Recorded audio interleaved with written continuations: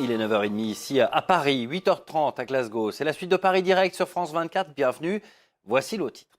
120 chefs d'État et de gouvernement sont à Glasgow pour la COP26. Ils arrivent peu à peu à cette grande conférence sur le climat.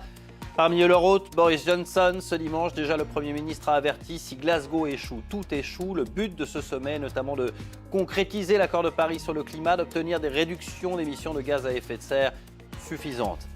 Le sommet du G20, lui, s'est terminé sur un accord, un minima en matière de climat précisément.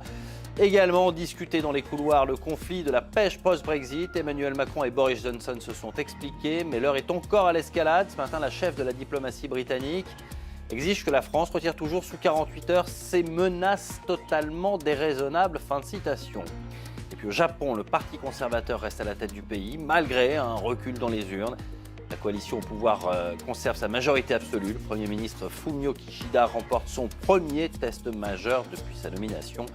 Il entend bien mettre en œuvre un plan de relance massif. Voilà pour nos titres, à suivre également dans cette nouvelle demi-heure d'infos. Ne croyez pas tout ce que vous voyez sur Internet. Dans un quart d'heure, vous avez rendez-vous comme chaque lundi avec Info Intox, l'émission de vérification des observateurs de France 24. Et vous verrez comment, par exemple, une vidéo filmée en Algérie a été sortie de son contexte pour véhiculer des commentaires xénophobes en Belgique. Et puis suivront les sports avec à la une le bilan d'une journée de Ligue 1, la 12e déjà. Le PSG reste en tête du championnat de France devant Nice. Bien sûr, Marseille conserve sa 3e place après une modeste victoire ce dimanche soir à Clermont-Ferrand par 1-0.